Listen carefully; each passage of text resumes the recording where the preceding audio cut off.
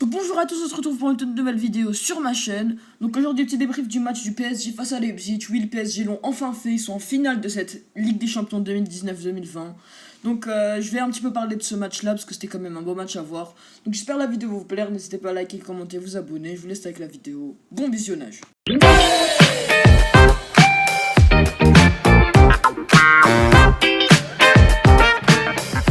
Donc très beau match du PSG, donc pour moi très beau match aussi de Leipzig. Beaucoup de personnes vont dire que oui, le PSG a surclassé cette équipe de Leipzig, mais moi je le pense pas. D'ailleurs les statistiques parlent d'elles-mêmes. Le PSG a tiré 14 fois et aussi le Leipzig a tiré 14 fois aussi. Mais bon, la seule différence c'est que le PSG en a cadré 9 et Leipzig en a cadré 3. Donc pour moi, les deux équipes étaient très bien dans ce match, sauf que le PSG a été plus efficace que cette équipe de Leipzig en marquant 3 buts. Donc aussi un but sur coup de pied arrêté, donc belle tête d'ailleurs de Marquinhos, je tiens à souligner, elle était bien croisée, c'était parfait. Ensuite le deuxième but, c'était un but de Di Maria si je me rappelle bien. Donc ils ont très bien joué le PSG, c'était une erreur de défense sur le deuxième but de la part de Leipzig. Faut pas s'attendre à ce que le PSG rate quand t'as des erreurs de défense. Quand c'est ce genre de match là, faut pas faire d'erreurs de défense. Surtout que le point fort de l'équipe c'est les trois devant. Donc les attaquants, faut vraiment faire attention à cette équipe du PSG. Parce qu'on a bien pu le voir, le Leipzig a fait une erreur et ça fait but. Faut pas s'attendre à ce qu'il rate parce que c'est les trois meilleurs attaquants du monde. Donc c'est la meilleure attaque pour moi en Europe. Donc Neymar, Mbappé et Di Maria, ils ont fait un très beau match d'ailleurs. Les trois, ils ont fait un beau match. Donc pour moi, mon coup de cœur, ça va être Di Maria. J'en parlerai après dans mes trois top joueurs. Donc il a fait un très beau match, j'en parlerai plus comme je vous l'ai dit, dans mes trois joueurs préférés. Donc aussi troisième but, c'était le but de Juan Bernat, donc très beau but. Bon là c'était pas vraiment, il y a aucune erreur de Leipzig, c'était juste une erreur de, ils sont pas bien repliés, c'était pas bien défendu.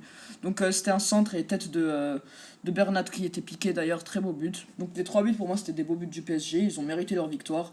Même si Leipzig a été moins efficace qu'eux parce qu'ils ont marqué, ils ont fait exactement le même match sauf que le PSG a plus cadré que Leipzig et ils ont fait moins d'erreurs défensives. Donc pour moi il fallait être plus efficace du côté de Leipzig parce que ce genre d'équipe faut vraiment faire attention. Donc voilà pour cette petite analyse. Donc maintenant je vais passer aux trois joueurs qui m'ont plu.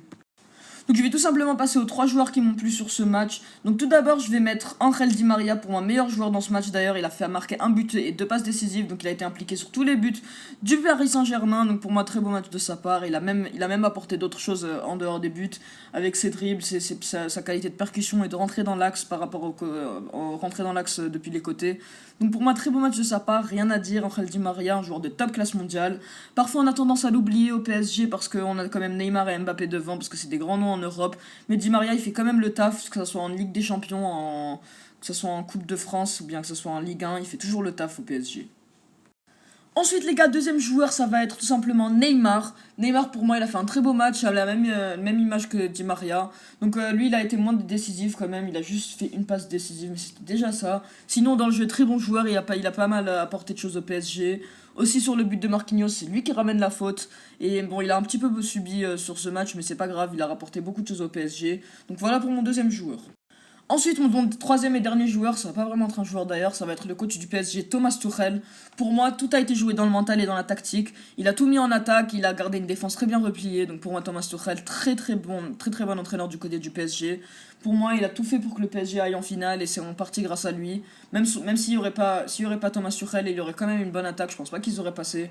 Parce que quand même, il a apporté beaucoup de choses au PSG depuis qu'il est arrivé. Et pour moi, il a apporté quelque chose que le PSG n'avait pas, c'était la tactique. Parce que le PSG, certes, ils avaient de très bons joueurs, mais ils savaient pas jouer ensemble. Maintenant, le PSG, c'est une très bonne équipe.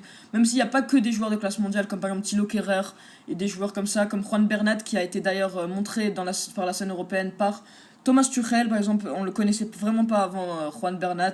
Et maintenant, c'est un top joueur pour moi, c'est un très bon latéral gauche.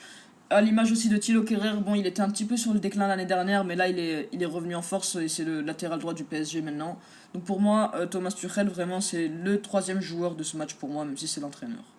Donc voilà les gars, la vidéo est terminée. J'espère qu'elle vous a plu, n'hésitez pas à liker, commenter, vous abonner. Moi, je vous dis, prenez soin de vous. Ciao!